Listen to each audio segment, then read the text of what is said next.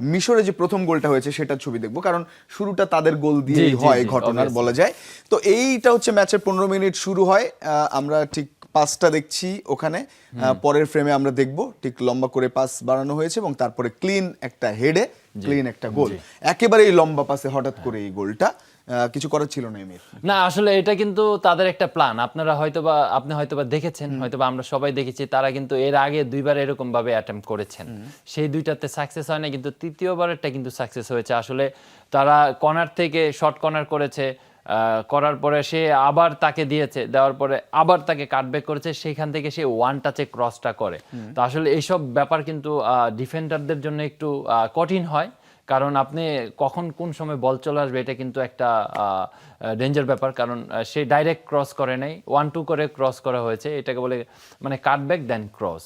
তো সেই ক্ষেত্রে আমি বলবো, যেটা শুরুতে বলছি আমি, লিসান্দ্রো মার্টিনেসের বডি শেপটা প্রায় ঠিকই ছিল, কিন্তু তার ইজিপ্টের প্লেয়ারের আগে যাওয়া দরকার ছিল, যে স্পেসটা সে আর কি পেয়েছে হেড দেওয়ার জন্য, সেই স্পেসটা আর কি যদি সে আরেকটু ক্লোজ করতে পারতো সামনের দিকে,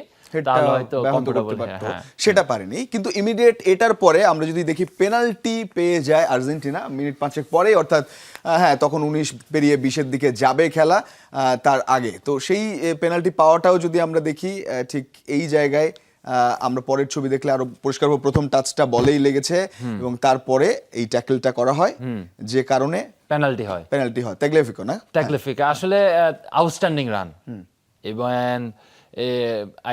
আই থিঙ্ক প্যারাদেস বলটা দিয়েছে, যে এই যে রান এবং যে আপনার আইকিউ, মানে একটা যে আন্ডারস্ট্যান্ডিং, এটা কিন্তু তাগলিফিকো শুধু এইটাই করে নাই, তার আগে আলভারেজকে বল দিয়েছে, 3-4বার ভালো অ্যাটাক করেছেন এই পজিশনে।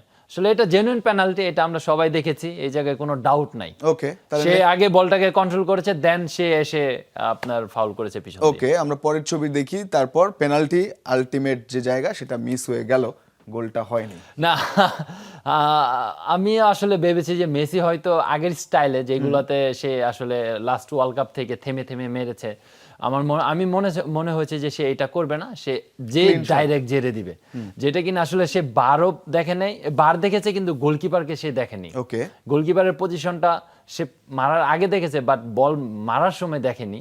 গোলকিপার আমরা হয়তো বা রিপ্লে দেখেছি, গোলকিপার কিন্তু আগে এই সাইডে চলে এসেছে, তো সেই ক্ষেত্রে বলটাও ছিল গোলকিপারের আমরা মানে একটা শব্দ বলি যে প্রিডিটারমাইন্ড, মানে আগে থেকে সেট করে রেখে ফেলেছিলেন, ডিটারমাইন্ড, এবং বলটাও একদম গোলকিপারের জন্য একটা ফেভারিট হাইট ছিল, তো অনেক লম্বা গোলকিপার। এই পেনাল্টি সেভ হওয়ার পর কিন্তু গোলকিপারের ডিফারেন্ট লেভেলের আমরা পারফরম্যান্স দেখেছি। আপনি যদি ম্যাকালিস্টারের হেডের বলটা দেখেন, লাউতারো আলভারেজের সেভটা দেখেন, তো এইটা অল অ্যাবাউট এই মেসির পেনাল্টি সেভ দেওয়ার কারণে হয়েছে। এটা কি একেবারে আপনার কাছে র্যান্ডম একটা আরেকটা মিস, নাকি এবারে তো ওয়ার্ল্ড কাপে আমরা এর আগেও দেখলাম, মানে সময়ের সঙ্গে পেনাল্টির অ্যাকুরেসি কিংবা ওই যে ট্যাকটিক্যাল মুভমেন্ট, টাইমিং, যে বুদ্ধি, যেটা আমরা আপনি বলছিলেন যে হয়তো থেমে থেমে শেষ মুহূর্তে দেখে মারবেন, এই জায়গায় একটা প্রেশার নেয়া বা না, আমার কাছে মনে হয়েছে হয়তো বা আমরা সবাই বুঝতে পেরেছি যে মেসি গত ম্যাচে একটা পেনাল্টি মিস করে, তো আসলে এই ম্যাচে সে কিভাবে কোন অ্যাপ্রোচে শুটটা নিবে, আসলে তার ডিসিশনটা আমি বলবো যে খারাপ ছিল না, খুবই ভালো ছিল, এবং সে one of the greatest player আসলে। সেটা কিন্তু সেটা এখন কি একটু ধার কমছে কিনা এসব পেনাল্টির, যদি আমরা রেশিও দেখি, মোস্ট মিস পেনাল্টি, যদি আপনি রেশিও দেখেন ওয়ার্ল্ড কাপে অলরেডি সে মেবি 4টা পেনাল্টি মিস করে ফেলেছেন, তো সেই ক্ষেত্রে আসলে এটা একটা প্রেশার, এটা একটা আন্ডার প্রেশার, তার সাথে আপনার এক গোলে পিছিয়ে ছিল, ওই প্রেশারটা আসলে একটু মেবি মেসিকে একটু বেশি ঘাবড়িয়ে দিয়েছে। ওকে, তো